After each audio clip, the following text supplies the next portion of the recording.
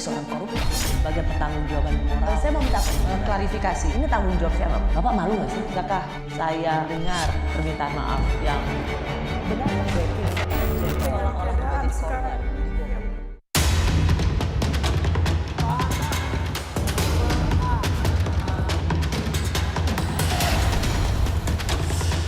Saat ini harkat, derajat, martabat saya sebagai hakim karir selama hampir 40 tahun dilumatkan oleh sebuah fitnah yang amat keji dan kejam.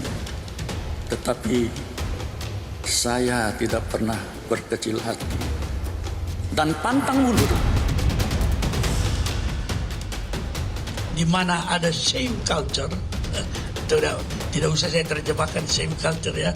Semua orang.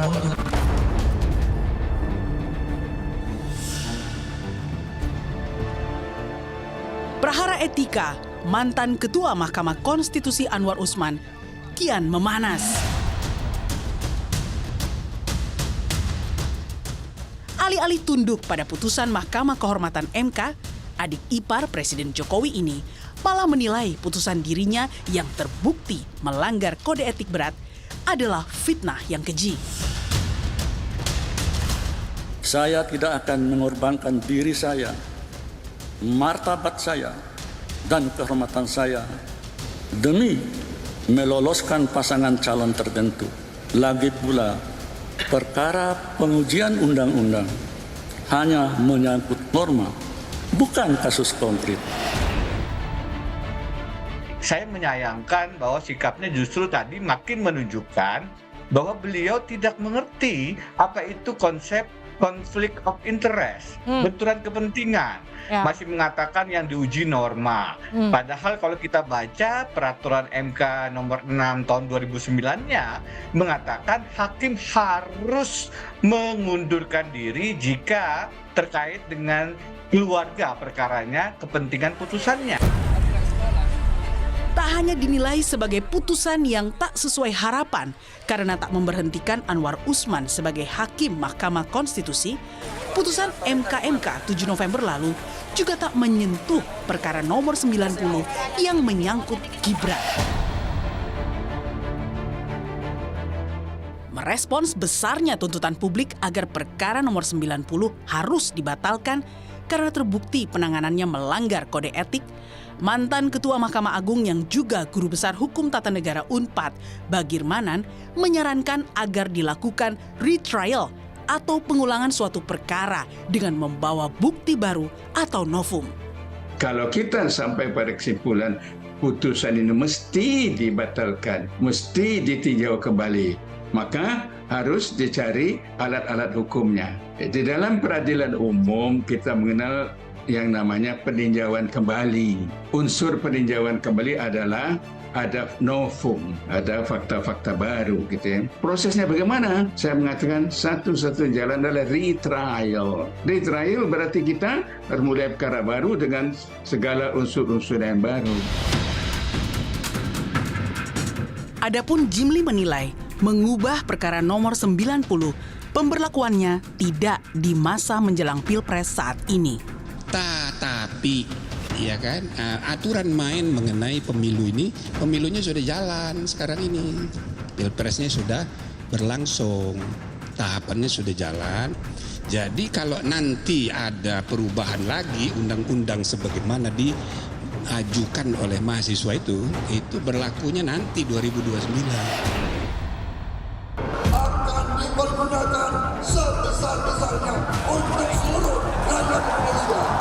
Kisah dramatis pelanggaran etika di tingkat tertinggi Mahkamah Konstitusi oleh sang paman kini membawa konsekuensi pada legitimasi pencalonan sang keponakan Gibran sebagai calon wakil Presiden Prabowo Subianto.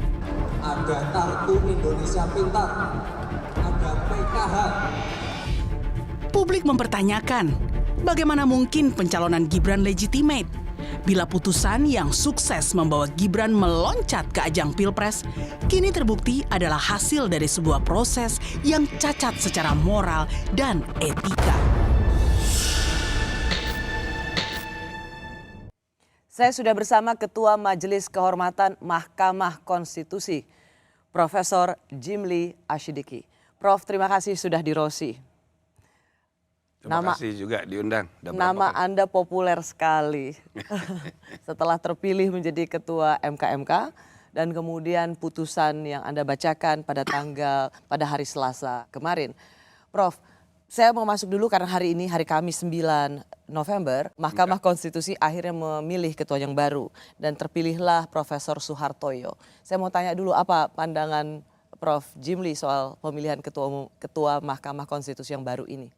Ya, saya rasa dia salah satu yang terbaik ya dari 9. Dan yang paling penting saya apresiasi bahwa Pak Anwar Usman ikhlas menerima putusan MK dan buktinya mereka sudah mengadakan pemilihan ketua yang kami kasih batas waktu 2 kali 24 jam. Artinya maghrib nanti sore, pagi mereka sudah laksanakan. Dan sekarang MK itu sudah memiliki ketuanya yang baru yang akan dilantik minggu depan. Saya kira pasangan yang baik ya, Pak Suhartoyo dan Pak Saldi sebagai wakil.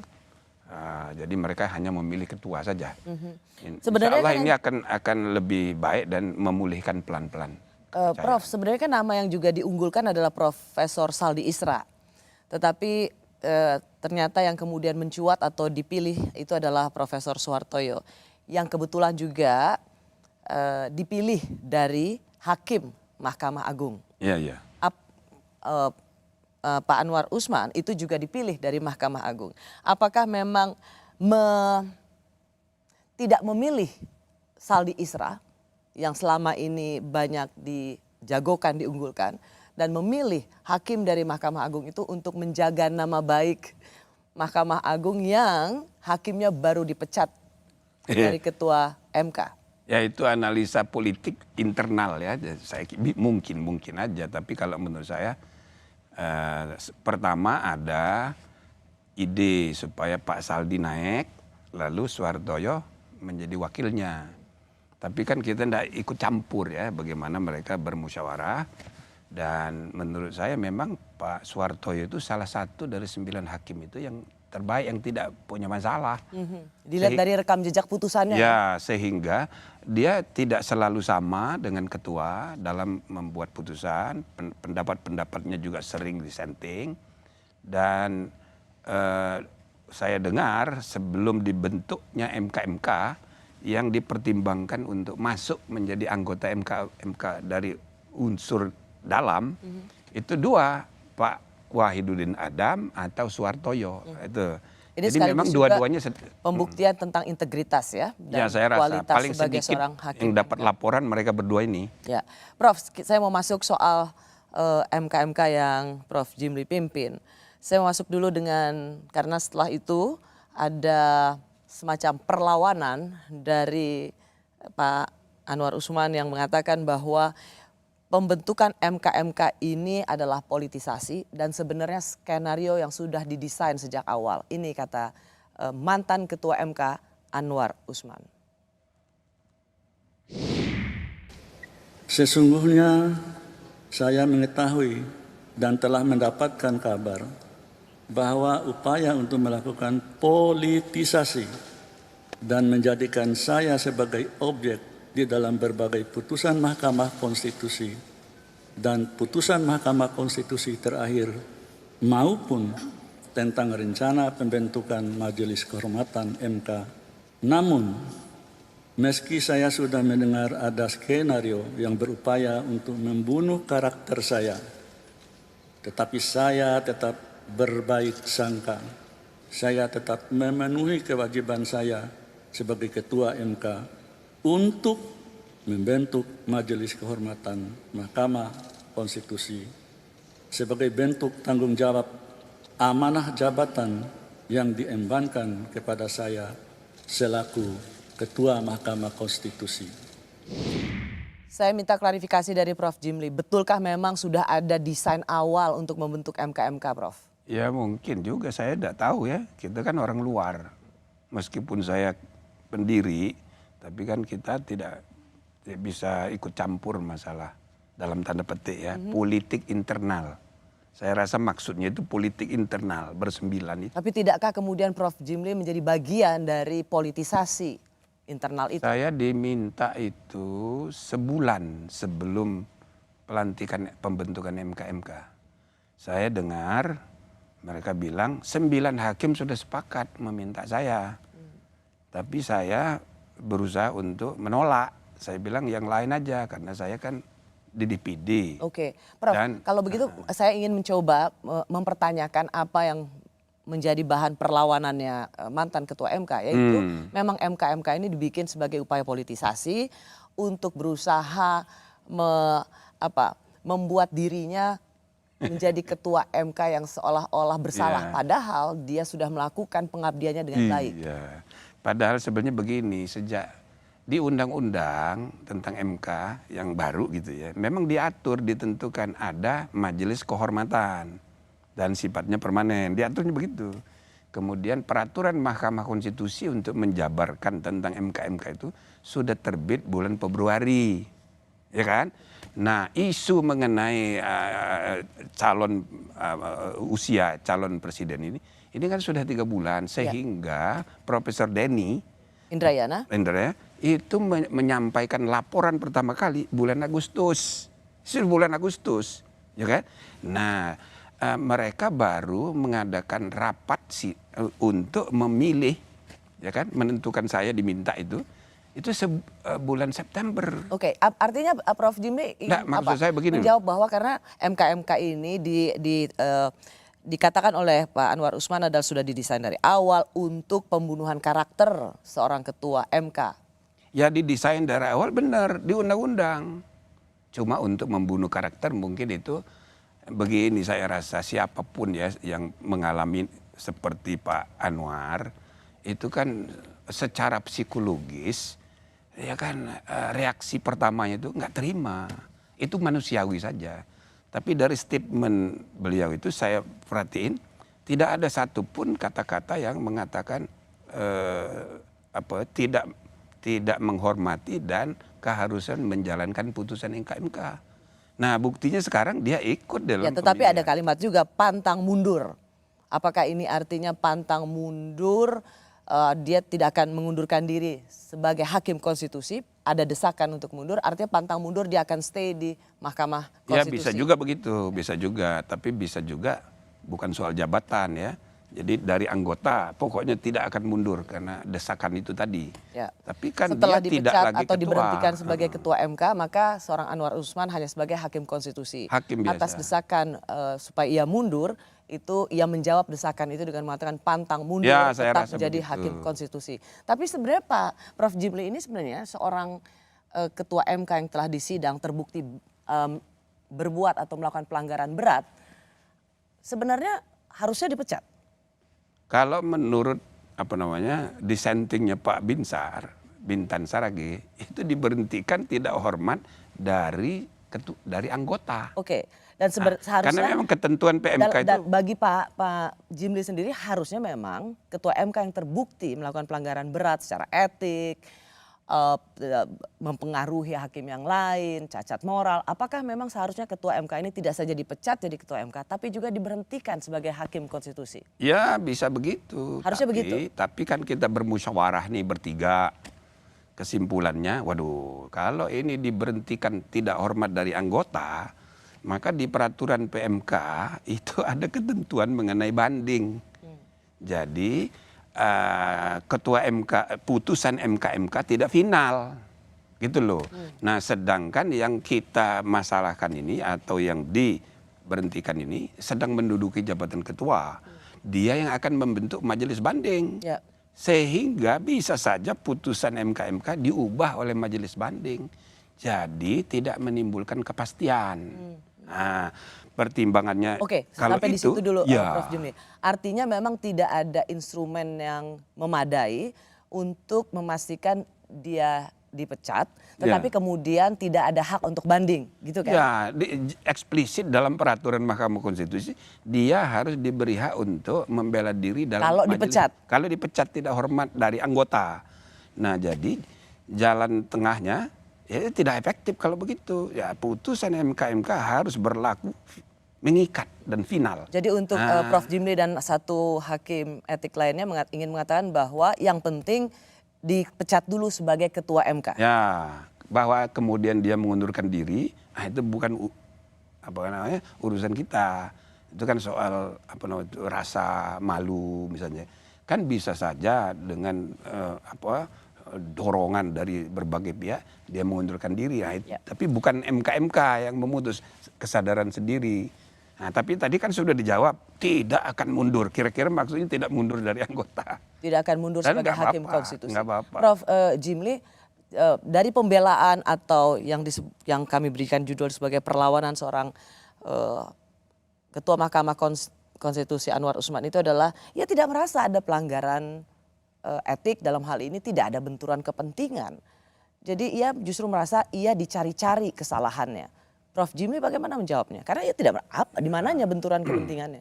Ya, tapi saya membaca itu tadi ya, mendengar itu saya perhatiin, itu hanya reaksi spontan manusiawi saja.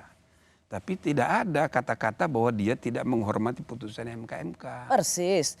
Dan bahkan dalam rapat kemarin saya dengar, dia sudah tidak mendudukkan dirinya di ketua. Nah, dan apalagi sekarang terbukti dia ikut dalam pemilihan ketua, artinya dia terima. Secara prakteknya. Tapi dalam pembelaannya ada yang penting juga harus dijawab oleh Prof. Jimli.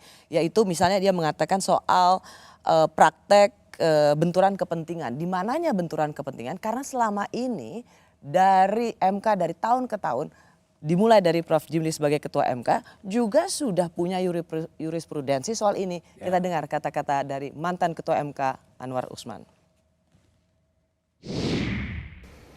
Terkait dengan isu konflik kepentingan, konflik of interest. Sejak era kepemimpinan Profesor Jimli Asyidiki, putusan nomor 5 /PUU /4 /2006 yang membatalkan pengawasan Komisi Yudisial terhadap hakim konstitusi. Kemudian putusan nomor 49 /PUU /9 di era kepemimpinan Profesor Dr. Mahfud MD. Kemudian putusan nomor 1 /2 PUU /12 yang membatalkan Perpu Mahkamah Konstitusi di era kepemimpinan Bapak Hamdan Zulfa. Dengan berbagai jurisprudensi di atas yang pada intinya menjelaskan bahwa perkara pengujian undang-undang di Mahkamah Konstitusi adalah penanganan perkara yang bersifat umum, bukan penanganan perkara yang bersifat pribadi atau individual yang bersifat private. Saya rasa Prof. Jimli perlu menjelaskan dan mengklarifikasi soal ini karena mantan ketua MK ini yaitu Pak Anwar Usman ini sedang menyindir Anda dan para ketua MK lainnya. Ya ini saya agak sedih juga ya. Ini kan soal benturan kepentingan itu kan bisa dirasakan, tidak perlu tertulis. Jadi written ethics and sense of ethics sama penting itu. Nah, jadi kalau misal merasa kepantasan dan sebagainya, itu dengan pembelaan tadi itu kan mencari alasan pembenar. Tapi itu kan menunjukkan bukti jadi perilaku yang sudah biasa. Ya. Kan begitu. Ya. Nah, dulu-dulu juga ada seperti ini, jurisprudensi seperti ini. Dan boleh jadi di antara putusan itu ya yang sebelumnya itu yang tadi disebut dan bahkan mungkin banyak lagi itu hanya beberapa.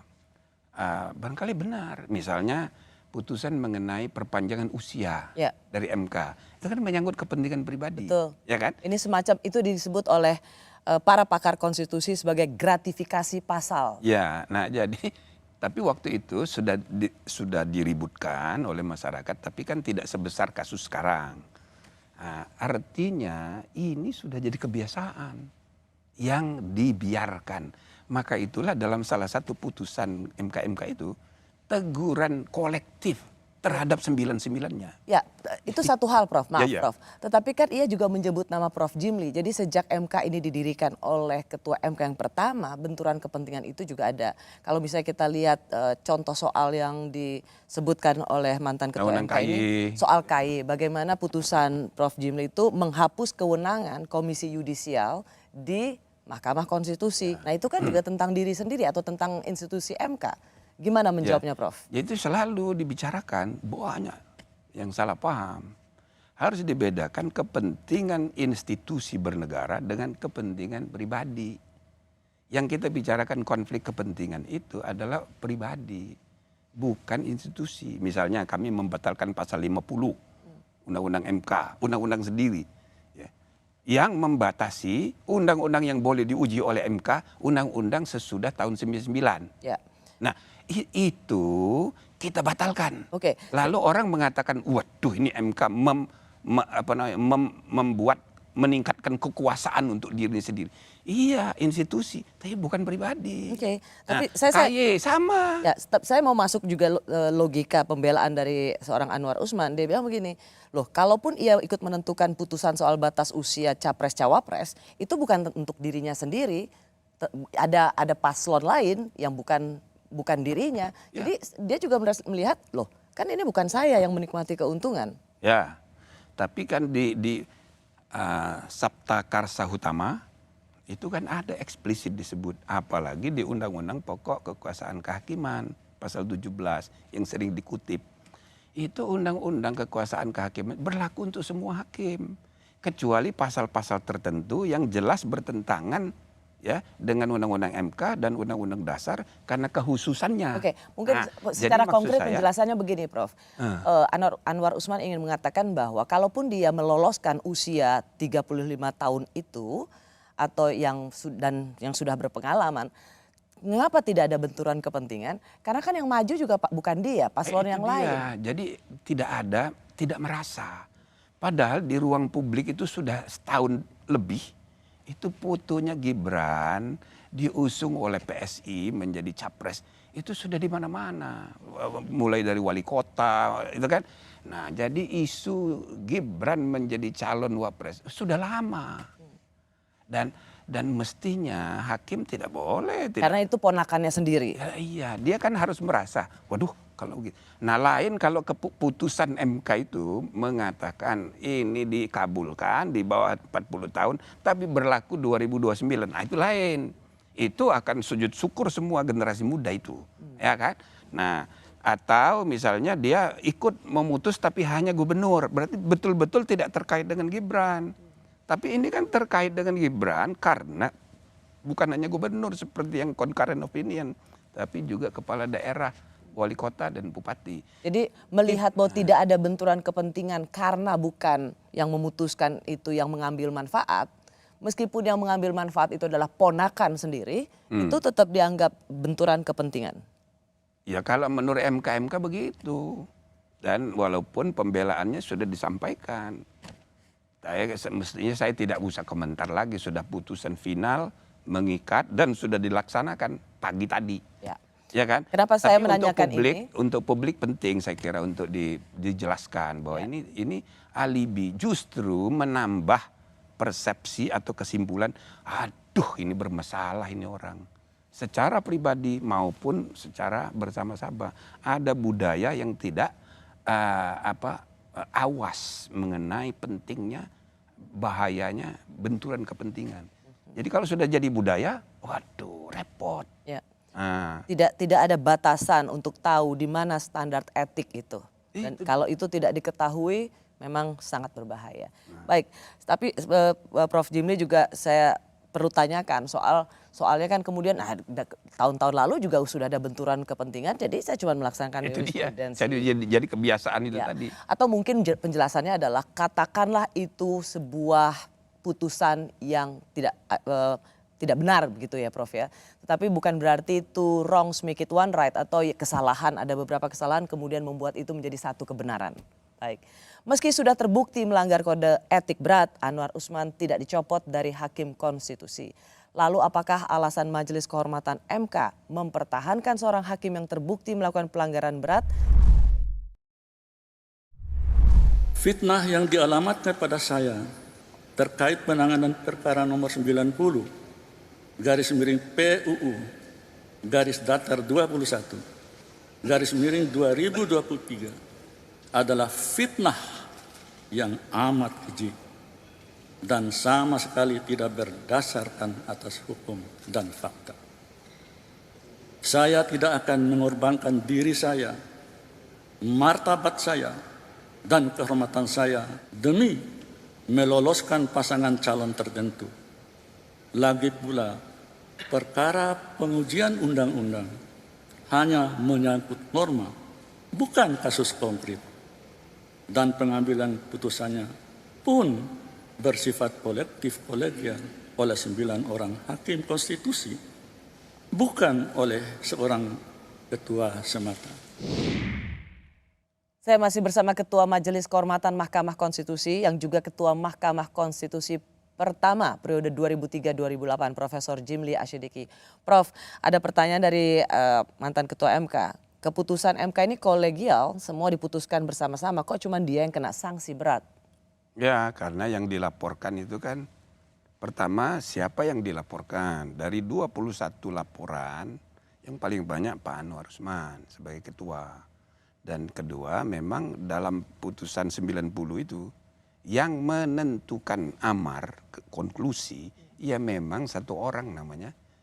Kan lihat 4 sebelumnya, karena dia tidak ikut. Begitu dia ikut jadi berubah. Nah, jadi memang faktor Pak Usman itu sangat menentukan.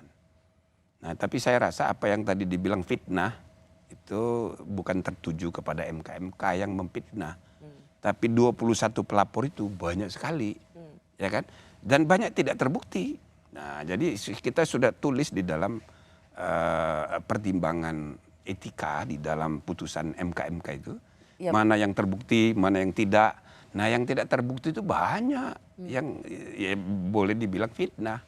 Ya Prof, tapi begini, kan ada hakim yang juga memutuskan keputusan yang sama. Jadi ini dia nggak sendirian. Kenapa cuma dia yang kena sanksi berat? Di mananya dia mempertanyakan unsur keadilan itu? Di mana keadilan untuk seorang Anwar Usman? Ya, jadi kita tidak menilai putusannya, tapi menilai perilaku orang yang membuat keputusan. Cara? Nah, caranya dan sebagainya. Termasuk, yaitu tadi ada hubungan kekeluargaan yang mestinya dia tahu dari awal.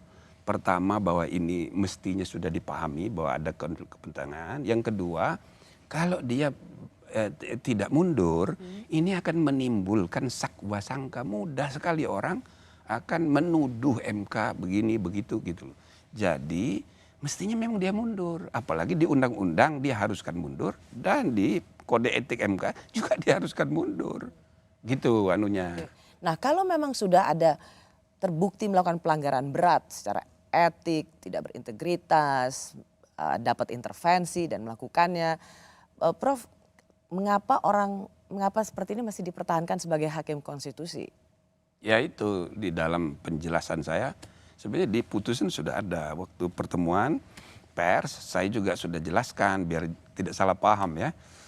Memang seharusnya sudah putus ya udah ini jadi milik publik silahkan didiskusikan saya nggak usah lagi bicara tapi ya udahlah untuk Rossi ya ini untuk kepentingan publik gitu ya.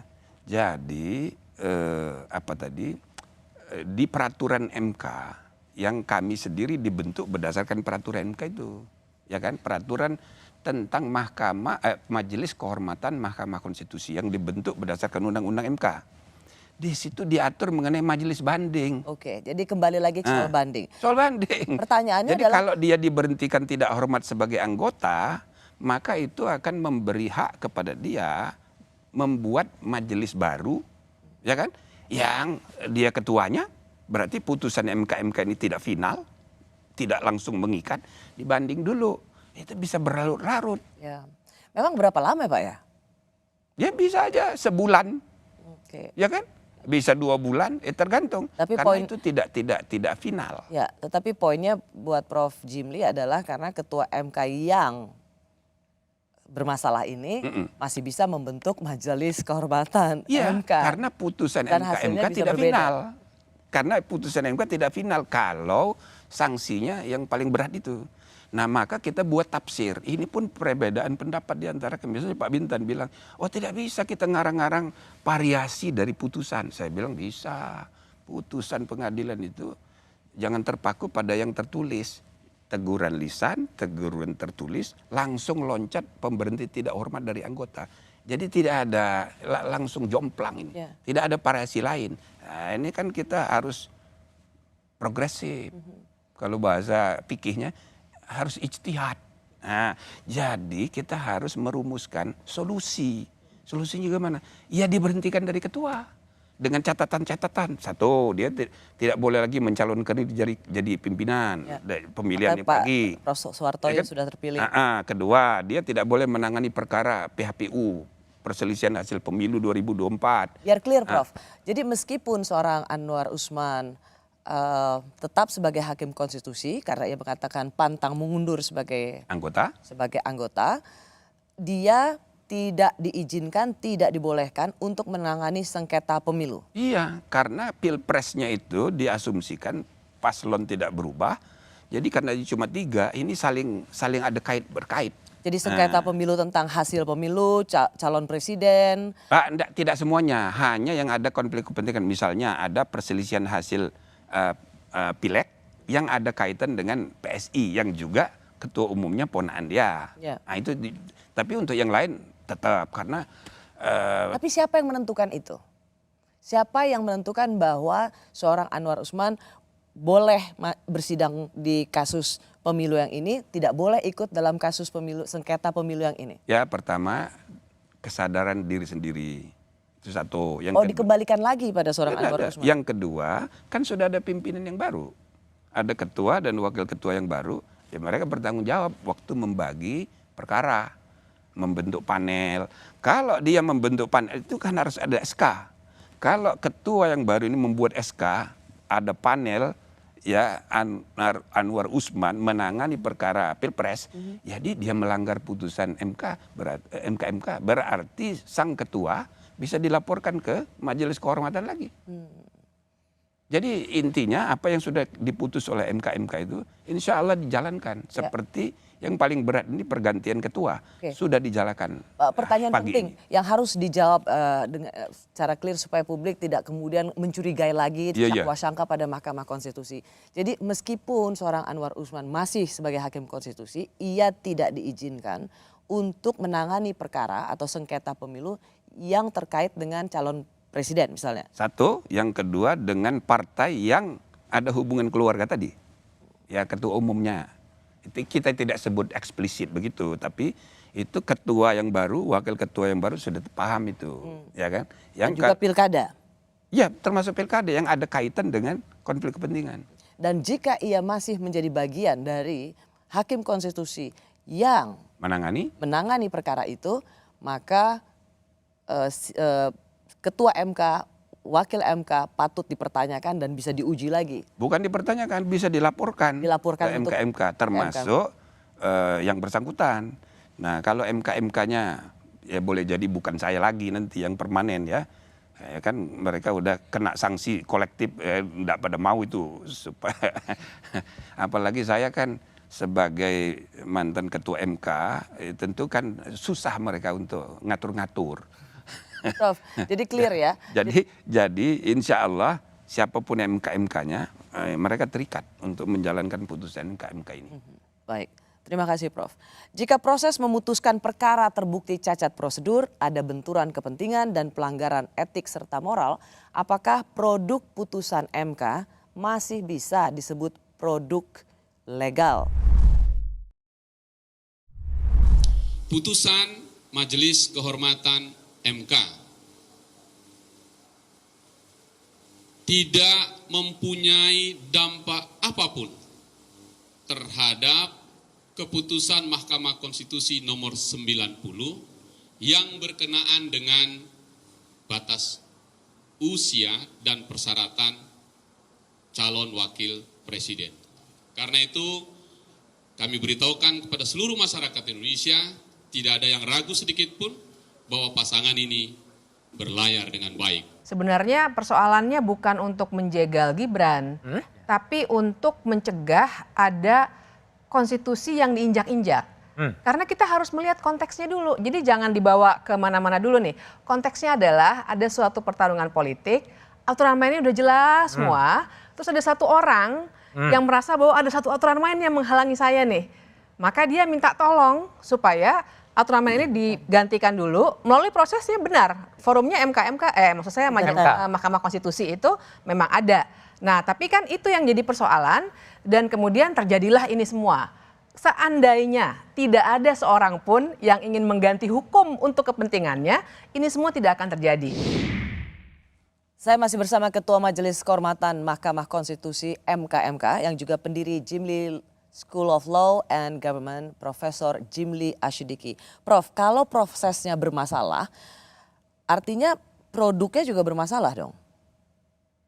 Ya di dalam Undang-Undang Kekuasaan Kehakiman itu, di pasal 17 ayat 6 itu disebut apabila yang di atas dilanggar, misalnya tidak mengundurkan diri itu dilanggar, maka putusnya tidak sah. Ya. Dan hakim yang bersangkutan bisa dipidana, bisa sanksi administrasi. Nah, ketentuan itu berlaku untuk umum. Pertama, tentang kekuasaan kehakiman itu berlaku umum. Tadi sudah saya bilang, dia berlaku juga buat MK, kecuali pasal-pasal tertentu yang karena kehususan Undang-Undang MK dan berdasarkan Undang-Undang Dasar sudah diatur. Misalnya putusannya bersifat final. Oke. Ya kan? Nah, sedangkan di pasal 6 dibilang otomatis tidak sah. Nah, ini bisa ditafsirkan bahwa itu bukan otomatis. Kan disebutnya tidak sah. Jadi harus ada lebih dulu lembaga atau pejabat yang menyatakannya tidak sah, tidak otomatis. Nah, siapa yang berwenang menyatakan putusan MK itu atau undang-undang apa itu tidak sah? Ya MK sendiri. Tidak bisa lembaga yang lain. Oke, kalau begitu mengapa itu tidak juga menjadi putusan Mahkamah Konstitusi? Nah, sekarang kan secara prosedur sudah cacat moral. Makanya mekanismenya saya kemarin memuji-muji itu permohonan dari mahasiswa Universitas Nahdlatul Ulama. Dia mengajukan permohonan review bukan terhadap putusan MK. Seperti banyak pakar, seperti banyak lawyer, advokat. Semua fokus bagaimana membatalkan putusan MK itu tidak bisa. Itu nggak bisa? Tidak bisa. Meskipun logika awam ya. Dan logika awam dan untuk mencari keadilan, kepastian hukum yang memutuskan sudah terbukti ada pelanggaran etik mulai dari yang berat sampai yang ringan, dan yang paling penting adalah ketua MK-nya sendiri terbukti melakukan pelanggaran berat. Secara prosedur itu sudah tidak mengindahkan kaidah-kaidah etik sebagai seorang hakim konstitusi. Kan kalau prosesnya saja sudah rusak, mengapa produk ini tidak dinyatakan langsung rusak juga? Dan ini produk yang ilegal. Ya itulah mekanisme negara hukum yang mengatur mengenai pembentukan hukum. Misalnya DPR membuat undang-undang, itu tidak semua orang puas, ada yang demo, bahkan ada anggota DPR masuk penjara gara-gara dia membuat putusan undang-undang itu. Tapi undang-undangnya tetap harus dihormati, praesumptio iusta causa. Ya, tapi kan undang-undang oleh DPR masih bisa diuji di Mahkamah Konstitusi. Jadi MK itu adalah, maksudnya undang-undang itu tidak otomatis tidak sah gara-gara ada anggota DPR masuk penjara. Tidak otomatis tidak sah. Harus ada lembaga yang resmi menyatakannya tidak sah. Dan itu kalau untuk undang-undang namanya MK. Tapi kalau putusan MK tidak ada. Tidak ada lembaga kecuali MK sendiri. Oke, Prof, tapi begini, kan banyak para ahli konstitusi nih Prof. Bahkan mantan hakim MK juga mengatakan banyak yang berpendapat bahwa kalau hakim tidak mengundurkan diri dari perkara di mana dia punya kepentingan, maka putusan itu cacat. Undang-undang Kekuasaan Kehakiman disebutkan harus segera diperiksa dan diputus perkara itu lagi, tetapi dengan majelis yang berbeda. Nah, caranya itu tidak otomatis tadi saya bilang. Jadi tidak otomatis, oh ini langsung tidak sah. Tidak bisa. Harus ada mekanisme. Nah, yang saya puji dari mahasiswa NU, dia juga mengalahkan cara berpikirnya mantan hakim MK tadi yang mengatakan ini cacat. Nggak ada kata cacat dalam undang-undang apa. Yang ada itu tidak sah. Tidak sah. Tapi sekali lagi tidak sahnya itu siapa yang menentukan? Harus lembaga lain. Untuk undang-undang MK yang memutuskan. Tapi kalau putusan MK bagaimana caranya? Nah, caranya belajar dari mahasiswa Fakultas Hukum Undusia itu. Oke. Jadi yang dia persoalkan undang-undang yang sudah berubah karena putusan MK. Jadi dia tidak mempersoal putusan MK-nya. Nah, berarti dia bisa mengajukan review kembali terhadap undang-undang itu. Lalu dengan hak ingkar seperti diatur di pasal 17 ayat 1 Undang-Undang Kekuasaan Kehakiman. Dia minta hakim yang menangani itu hanya 8, tidak boleh, itu hak ingkar. Mantan ketua MK ikut lagi. Ada kemungkinan, ya kan, komposisinya berubah, maka putusannya bisa berubah. Tapi yang dipersoalkan jangan putusan MK, tapi undang-undang yang sudah berubah itu. Berdasarkan putusan MK yang kemarin. Tapi seruan-seruan akademik cukup banyak soal ini. Prof. Bagirmanan sendiri mengatakan, ya seorang pakar hukum tata negara bilang bisa di retrial atau di sidang ulang. Bukan hanya pakar, ya mantan ketua Mahkamah Agung. Maksudnya cara pandangnya jadi lebih kepada hukum yang umum gitu, tidak menyangkut Mahkamah Konstitusi. Karena itu terjadi di Mahkamah Agung. Ya, kalau retrial itu maksudnya persis seperti yang diatur di Undang-Undang Kekuasaan Kehakiman itu. Disidangkan lagi dengan majelis yang baru, yang berubah. Itu secara umum berlaku juga untuk MK. Tapi tadi saya jelaskan, tidak semua pasal Undang-Undang Kekuasaan Kehakiman itu otomatis berlaku untuk MK. Yang diatur khusus pertama dengan Undang-Undang MK dan yang kedua berdasarkan Undang-Undang Dasar. Misalnya soal putusan final. Itu tidak bisa. Nah, caranya itu tadi bukan retrial istilahnya. Kalau retrial berarti kayak PK. Nah, itu tidak bisa. Itu tidak ada dalam di Mahkamah Konstitusi. Tidak ada. Nah, yang ada adalah ya itu tadi menguji kembali undang-undang yang sudah berubah, ya kan? Dengan majelis yang berubah. Itu haknya para pemohon. Dan Prof. Jimli memuji pemohon dari mahasiswa universitas. Karena belum ada 20 tahun sejarah MK, belum ada yang kayak gitu. Dari NU ini dan menurut Prof ini adalah langkah jitu untuk menguji undang-undang. Makanya rektornya sudah telepon saya, puji, terima kasih. Iya bagus sebenarnya. Prof kok dalam press conference ketika hari Selasa Prof memutuskan soal sidang etik ini, Prof kok langsung bilang ya ini baru berlaku 2024. Kenapa Profesor langsung 2029? Kenapa Prof Jimli langsung menutup peluang untuk menguji sesuatu yang terkait dengan pemilu 2004 ini? Ya harapan saya sesudah putusan ini ketegangan reda. Karena pemilu tinggal 3 bulan lagi. Kita harus memberi arah kepada cara berpikir anak bangsa kita ini. Fokus. Jangan Anda pilih yang Anda gak percaya. Tapi jangan halangi orang lain untuk memilihnya. Biar aja 3 ini. Memang dari segi aturan masih ada kesempatan. Sampai tanggal berapa? 17. Kalau tidak salah penetapan paslon capres-cawapres itu 13 November. 13 November. Kan masih ada kesempatan. Masih ya. Kenapa? Orang bertanya kenapa Prof Jimli ini seolah-olah menutup sebuah upaya terakhir untuk mendapatkan kepastian hukum dan keadilan. Profesor Denny sebagai pelapor minta supaya ada putusan provisi. Supaya KPU jangan dulu melaksanakan putusan MK. Saya tanya, ini apa provisi atau kita percepat aja? Tanggal berapa? Dia bilang sebelum tanggal 8. Ya udah kalau gitu tanggal 7. Itulah alasan mengapa kita percepat tanggal 7 dengan asumsi yang dia maksud batas waktu itu tanggal 8 untuk perubahan.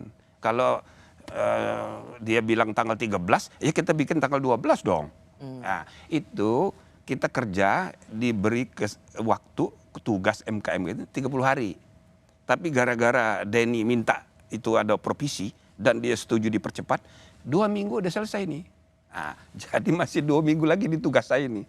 Jadi maksudnya untuk memberi arah supaya anak bangsa kita jangan ribut urusan aturan main. Nah gitu. Oke. Dan lagi pula ya, Tapi sorry, menurut Prof. aturan, Sorry, Prof. kalau mahasiswa itu mengajukan, itu sudah diregistrasi, maka sudah disidang mulai hari kemarin.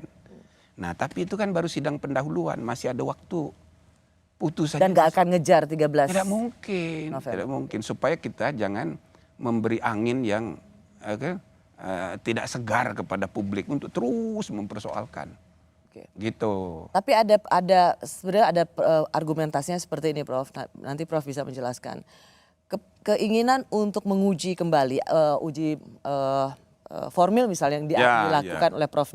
Denny Indrayana itu juga untuk supaya tidak ada satupun pasangan calon yang punya beban disebut sebagai produk ilegal atau produk cacat moral. Biar tidak ada semua peserta itu bisa berkompetisi secara fair dan tidak ada yang terbebani sebagai produk ilegal.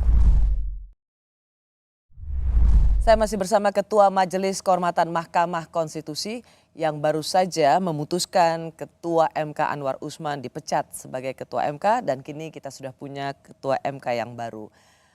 Diberhentikan, itu yang tepatnya, bukan dipecat. Oke, beda ada ya? lagi dicopot, itu lain. Diberhentikan sebagai Ketua. Sebagai Ketua. Prof. Jimli Asyidiki, bukankah masih ada waktu penetapan paslon presiden dan wakil presiden itu masih 13 November. Jadi masih bisa ada menguji kembali undang-undang soal putusan MK tentang batas usia capres dan cawapres. Ya secara teoritis ya bisa aja, waktunya itu masih, tapi ini terlalu tendensius kalau dipaksakan. Kenapa tendensius? Ya karena pengujian undang-undang itu kan paling cepat ya biasanya sebulan gitu loh. Itu sidang pertama pendahuluan dulu, kemudian nanti ada sidang panel berapa kali lalu pembuktian. Sedangkan ini tinggal 3 hari. Kenapa Prof. Jimli mengatakan bahwa itu tendensius, bahwa ini nanti akan dilihat sebagai gerakan untuk menggagalkan Gibran Raka Buming Raka untuk sebagai calon wakil presiden? Terlalu kelihatan gitu loh, padahal ya sudah aturan main sudah putus.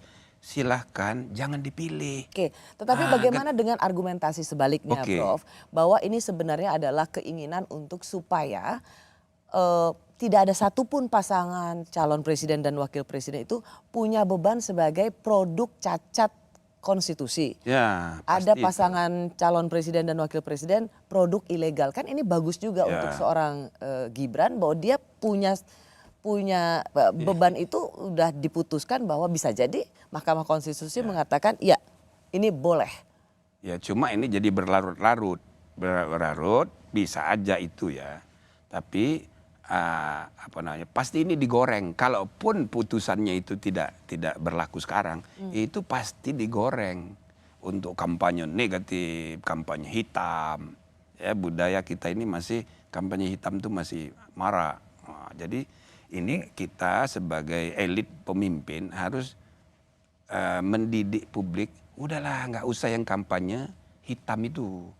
Nah lebih baik diarahkan gitu, ya, rasional aja, jangan dipilih.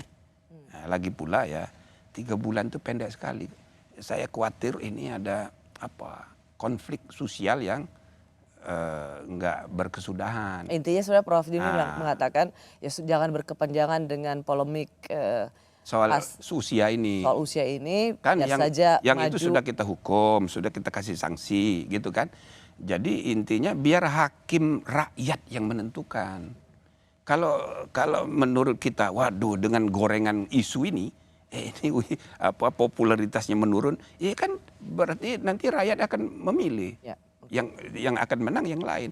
Jadi biar masing-masing itu diberi hak konstitusional untuk mempromosikan dirinya masing-masing tanpa kampanye hitam. Oke. Nah gitu kira-kira. Prof, terakhir Anda kan mengatakan pada wartawan, Anda tuh menangis mendengar curhatan, mau menangis mendengar curhatan para hakim konstitusi. Apa yang membuat seorang Prof. Jimli mau nangis dengar curhatnya? Anda itu bahasa simbol saya. Nggak pernah nangis saya. Mau nangis? Ya mau nangis. Nah, jadi saya ini begini Mbak Rosi, saya kan pendiri MK itu 20 tahun yang lalu persisnya kan. Jadi kita 5 tahun pertama itu waduh membuat MK itu dari nol. Modal kita cuma 3 kertas. Kertas undang-undang dasar, kertas undang-undang, kertas kepres dari Presiden Megawati. Bahwa kita diangkat jadi 9 hakim. Selebihnya nggak ada, anggaran nggak ada, pegawai nggak ada, kantor nggak ada, semua nol. Nah jadi tapi kami bersembilan itu dengan gagah gitu ya. Membangun diri kita masing-masing sebagai tiang. Oke, kenapa? Sekarang ini saya lihat, loh kok jauh sekali gitu loh dari apa namanya Apa yang jauh, Prof? diimpikan. Apa yang jauh? Pertama misalnya dari budaya kerjanya. Ya kan sudah biasa itu telat sidang. Makanya majelis kehormatan kemarin saya show itu tepat jam sekian saya buka. Saya umumkan bahwa ini kita harus jadikan tradisi. Terus yang kedua soal 9 hakim bertiga. Saya minta masing-masing punya ide sendiri-sendiri. Bila perlu ada yang disenting, alhamdulillah ada Pak Bintan. Jadi itu harus independen 9 tiang ini. Yang Prof lihat adalah hakim-hakim konstitusi sekarang suka kasak kusuk, saling mempengaruhi. Saling mempengaruhi. Itu yang saya bilang akal bulus. Ya, akal bulus ya sekelas dengan akal fulus. Nah, yang harus kita pegang itu untuk menemukan kebenaran dan keadilan itu diskusi akal sehat. Nah, gitu loh. Nurani bersih dan akal sehat yang tulus untuk bangsa dan negara. Itu kami tulis tuh di putusan kemarin sebagai nasihat. Nah, yang kedua ini soal kebocoran. Ini aduh kok gampang sekali kebocoran di mana-mana. Itu kan tidak boleh. Tanpa kita menemukan siapa yang bertanggung jawab, tapi budayanya sudah jadi biasa. Nah, yang paling berat lagi ialah budaya konflik kepentingan. Tidak terasa. Nah, beberapa hakim itu bela diri. Loh kok bela diri? Itu loh kan. Ini kan soal bisa aja penjelasan itu karena budaya, karena ewo-pekewo. Tapi kalau dicarikan alasan pembenar bahwa ini benar, ya ampun. Itu kan sudah ada di kode etik, sudah ada di undang-undang dan praktek universal. Ya, jadi yang paling menyedihkan adalah ketika hakim konstitusi ini oke, mereka paham tentang konstitusi, pengetahuan konstitusi, tapi yang paling mengecewakan untuk seorang Jimli Asyidiki adalah pemahaman tentang benturan kepentingan, ya, standar etik. Bukan hanya pemahaman tapi sense. Ya, baik. Itu yang membuat aduh kok begini ya gitu. Prof, dengan kepemimpinan Dr. Suhartoyo dan Prof. Saldi Isra sebagai pimpinan MK, Prof yakin ini bisa mengembalikan nama baik MK? Saya punya keyakinan bahwa ini insya Allah akan mengembalikan kepercayaan publik. Ya, mudah-mudahan yang paling pokok sekarang sebelum itu ya mereka harus bagaimana rekonsiliasi supaya bersembilan itu. Ya ini kan, ya kan ada politik-politik internal ini yang mungkin menimbulkan luka. Saya berharap mudah-mudahan ini bisa direkonsile dan selanjutnya bagaimana masing sama-sama meningkatkan pelayanan kepada para dan kepercayaan publik. Kepercayaan publik. Baik. Prof Jimli Asyidiki, terima kasih. Saya juga mengapresiasi sekali bagaimana para hakim Mahkamah Kehormatan MK kemarin tentang kebebasan pers. Itu. Yang bahwa ada whistleblower yang didapat oleh majalah Tempo misalnya dan media-media lainnya itu dianggap sebagai bagian dari kebebasan pers sehingga tidak mengikutsertakan media sebagai pihak yang harus diperiksa. Nah, jadi itu begini, kami sangat mengapresiasi. Jadi begini Rosia, itu kita diskusikan. Ini satu-satunya isu yang kami tidak dapat bukti. Tapi kebocoran kan sudah terjadi. Ya kan? Masa ada kejahatan tapi tidak ada penjahatnya. Ya, tapi penting itu dia. Penting bahwa ini diketahui oleh publik melalui kerja-kerja jurnalistik supaya aroma busuk yang selama ini jadi tidak bisa terbongkar jadi bisa diselesaikan. Sebelum memutus harus tahu siapa yang bertanggung jawab. Tapi kami tidak menemukan. Nah, pakai jalannya ini salah satu sebab kita bikin teguran kolektif. Nah, saya bilang sama wartawan, ya kita mestinya panggil ini redaktur Tempo. Tapi kita menyadari ada kebebasan pers dan kita harus mengapresiasi, ya kan? Tempo dan Kompas dan semua media yang sudah menjalankan tugas profesionalnya dengan sebaik-baiknya untuk bangsa dan negara. Terima kasih, Terima kasih. Prof. Jimli Asyidiki. Semoga kita bisa ketemu lagi dan memperbincangkan sesuatu yang jauh lebih baik yang menjadi putusan Mahkamah Konstitusi. Terima kasih, Prof. Saya Rosyana Silalahi. Terima kasih bagi Anda yang sudah setia menyaksikan program Rosi. Kita jumpa lagi di hari Kamis depan. Tetaplah di Kompas TV, independen, terpercaya.